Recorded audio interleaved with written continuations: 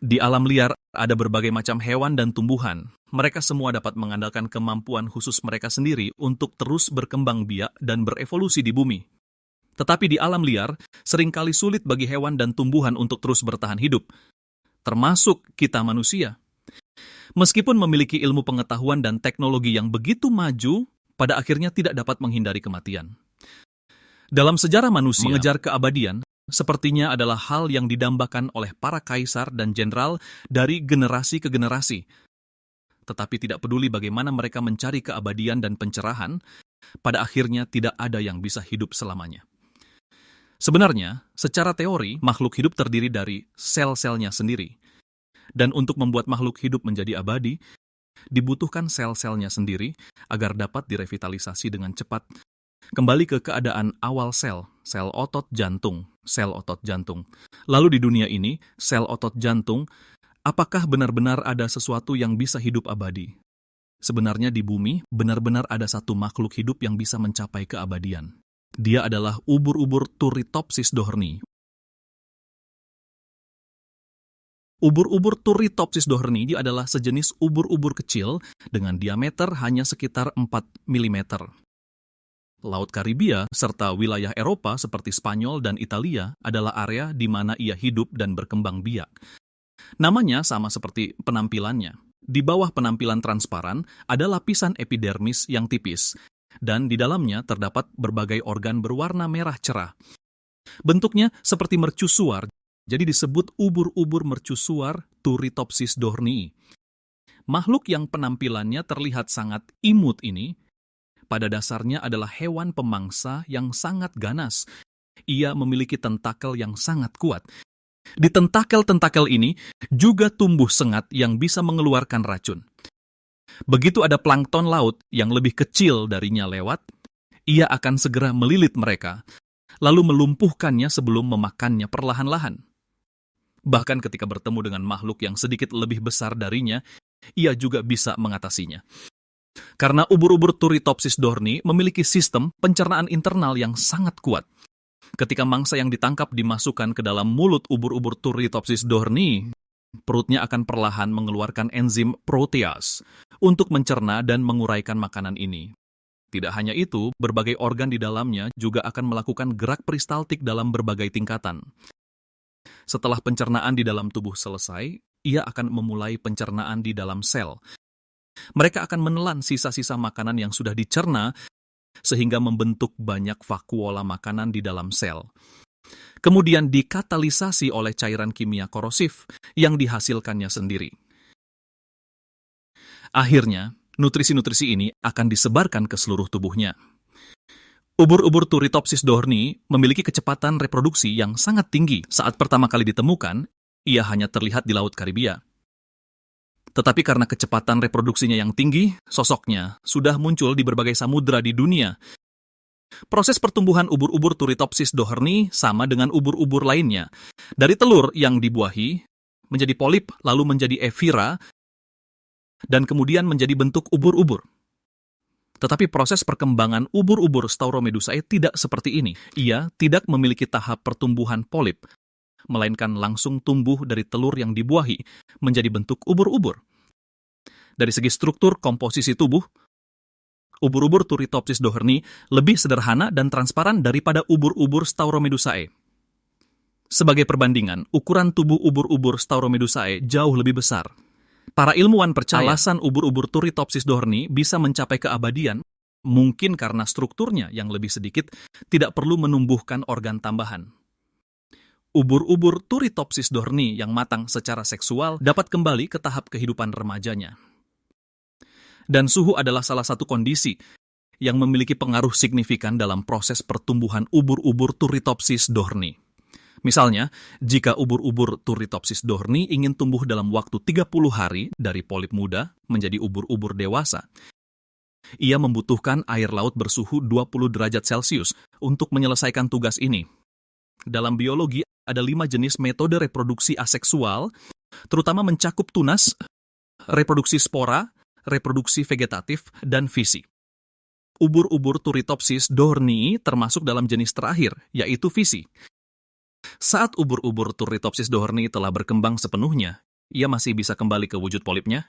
Yang lebih menakjubkan adalah seekor ubur-ubur Turritopsis dohrni dapat melalui cara pembelahan menjadi ratusan polip, dan polip-polip ini akan menjadi ubur-ubur dewasa yang baru.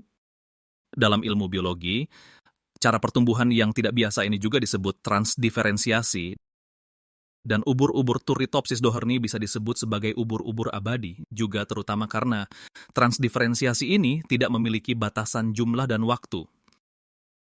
Melalui reproduksi normal yang berulang-ulang dan transdiferensiasi, ia melanjutkan kehidupannya. Dulu, untuk memahami ubur-ubur Turritopsis dohrni dalam proses transdiferensiasi dirinya, apakah tipe selnya akan mengalami perubahan mendasar? Artinya, mereka ingin mengamati apakah ia bisa terlahir kembali.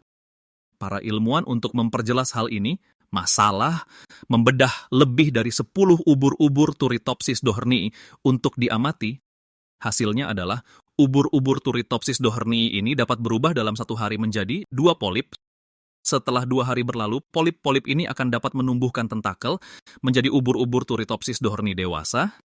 Dan pada tahun 1986, sebuah tim cendekiawan dari Italia melakukan penelitian skala besar pada ubur-ubur Turritopsis dohrni. Individu ubur-ubur Turritopsis dohrni yang diteliti mencapai lebih dari 74.000. Melalui cara intervensi buatan, reaksi berbeda ubur-ubur di lingkungan yang berbeda. Para ilmuwan menurunkan salinitas, mengubah suhu air tempat hidup ubur-ubur, bahkan menusuknya dengan jarum dan sebagainya. Pada akhirnya ditemukan, ubur-ubur ini semua akan berubah menjadi wujud polip. Bahkan jika seekor ubur-ubur Turritopsis dohrni hancur terlindas oleh roda truk, selama tubuh induknya memiliki 1 sel hidup, ia akan dapat melalui cara transdiferensiasi untuk terus bertahan hidup, dan untuk bisa dalam arti yang sebenarnya membunuh ubur-ubur ini, satu-satunya cara adalah memakannya, atau benar-benar menghancurkan jaringan tubuh mereka. Terdengar sangat menakutkan, karena jika seekor ubur-ubur Turritopsis dohrni terus berlanjut, ia bisa membelah diri menjadi ratusan polip, dan polip-polip ini akan menjadi ubur-ubur baru. Tidak ada habisnya. Polip-polip yang membelah diri ini semuanya berasal dari 1 ubur-ubur induk. Dengan kata lain, proses kembali menjadi muda ini adalah sejenis reproduksi aseksual. Jika dilihat seperti ini, ubur-ubur Turritopsis dohrni memang telah mencapai keabadian, karena keturunannya adalah dirinya sendiri. Dan bukan hanya 1, ubur-ubur Turritopsis dohrni memiliki kemampuan regenerasi yang sangat kuat, sedangkan ubur-ubur lain tidak memiliki kemampuan ini. Ini karena di dalam tubuh ubur-ubur Turritopsis dohrni ada sejenis gen regenerasi yang aneh. Sama seperti organisme lain juga memiliki sel punca embrionik. Seperti yang kita ketahui, sel adalah unit paling dasar yang membentuk tubuh hewan. Bahkan makhluk multiseluler seperti manusia pun berasal dari pembelahan 1 sel punca embrionik. Sel punca embrionik dapat membentuk tubuh yang dimiliki oleh hewan dewasa, organ dan jaringan. Dari sini dapat dilihat specialized cells, dan di bawah beberapa kondisi yang sesuai, sel punca embrionik juga dapat berdiferensiasi menjadi sel dengan berbagai fungsi. Pada awal pembentukan gen suatu makhluk, sel punca adalah induk dari semua sel. Berbagai sel makhluk hidup, algel du gansi baubu duan venlie erdau jude blood sea, al sel nervous cell blood sea, dan sel-sel functional yang berdiferensiasi dari sel punca ini dapat meletakkan dasar bagi pembentukan bentuk tubuh makhluk hidup. Contohnya, sel punca dapat membelah menjadi neuron dan sel otot di dalam beliau. Yang pertama memiliki fungsi mengirimkan sinyal listrik, sedangkan yang terakhir dapat bekerja sama dengan otak untuk mengontraksikan otot di dalam beliau. Semuanya dapat memainkan perannya masing-masing. Ubur-ubur Turritopsis dohrni dalam kondisi struktur tubuhnya rusak dapat kembali membelah diri menjadi polip. Itu karena sel somatik di dalam tubuhnya dapat berubah kembali menjadi sel punca melalui evolusi biologis yang panjang, mengembangkan cara reproduksi yang istimewa ini. Sebenarnya ini sama seperti prinsip cicak yang memutuskan ekornya. Untuk melindungi dirinya sendiri, meskipun ekornya putus, juga dapat berkembang biak melalui regenerasi gen. Sejak bumi berkembang hingga sekarang telah mengalami banyak perubahan geologis dan pergerakan lempeng. Semua hewan tingkat tinggi dan tingkat rendah memiliki cara berkembang biak mereka sendiri.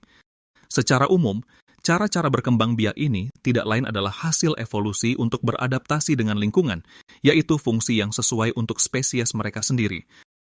Reproduksi seksual memungkinkan makhluk dalam satu populasi untuk saling bertukar kromosom. Keuntungannya adalah memungkinkan gen untuk terus beradaptasi dan berevolusi, sehingga lebih kondusif bagi kelangsungan hidup makhluk hidup. Pada saat yang sama, juga dapat menyebarkan gen yang menguntungkan bagi kelangsungan hidup di dalam populasi. Ditambah dengan mutasi fusi, juga dapat membuat gen antar populasi memiliki jenis yang lebih beragam. Reproduksi seksual membuat tingkat toleransi kesalahan antar spesies menjadi lebih besar. Tidak peduli perubahan lingkungan seperti apa yang dihadapi, akan selalu ada beberapa yang selamat di dalam spesies yang akan mewariskan gen antar spesies. Banyak spesies di bumi, hampir semuanya berkembang ke arah reproduksi seksual. Sebenarnya, ubur-ubur Turritopsis juga bisa berkembang biak secara seksual untuk melanjutkan keturunannya. Namun sebagai perbandingan, tingkat kelangsungan hidup keturunannya akan jauh lebih rendah. Reproduksi seksual mereka adalah proses yang sangat rumit.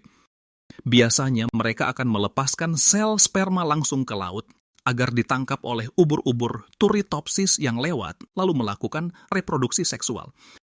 Karena ubur-ubur Turritopsis bereproduksi dengan membelah diri, ini menyebabkan gen di dalam ubur-ubur Turritopsis tidak dapat dipertukarkan dengan baik. Jadi sekarang di lautan, ubur-ubur Turritopsis hampir semuanya hanya memiliki satu jenis gen.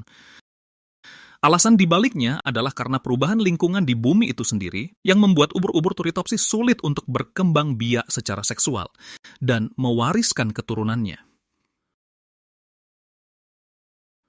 Sebenarnya tubuh kita manusia juga memiliki fungsi regenerasi yang kuat.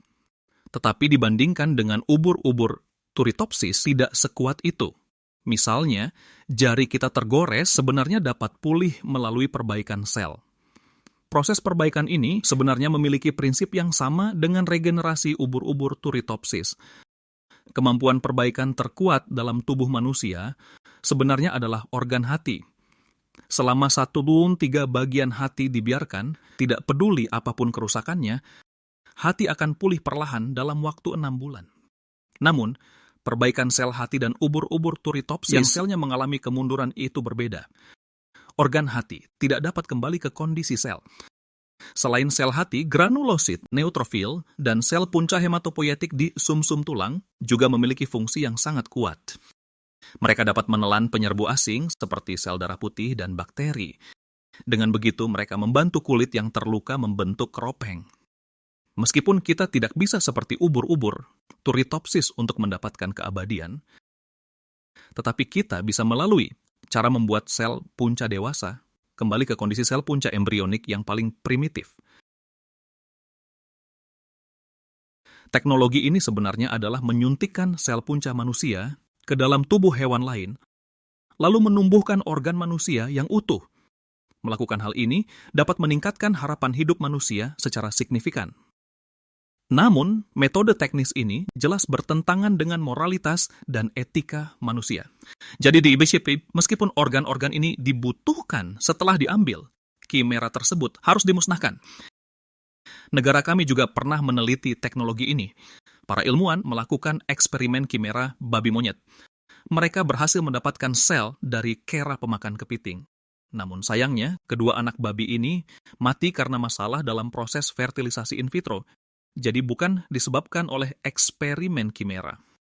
Meskipun sifat ubur-ubur Turritopsis yang kembali ke sel punca dapat membantu para ilmuwan meneliti cara hidup abadi, tetapi manusia dalam perjalanan menuju keabadian masih menghadapi banyak masalah. Dan mengenai topik keabadian ini, penulis berpikir bahwa keabadian terbagi menjadi fisik dan spiritual. Ketika negara kita dihina, banyak pahlawan yang tidak takut kesulitan mengorbankan nyawa mereka. Jadi, meskipun para pahlawan itu akhirnya gugur, semangat mereka akan hidup selamanya di hati kita.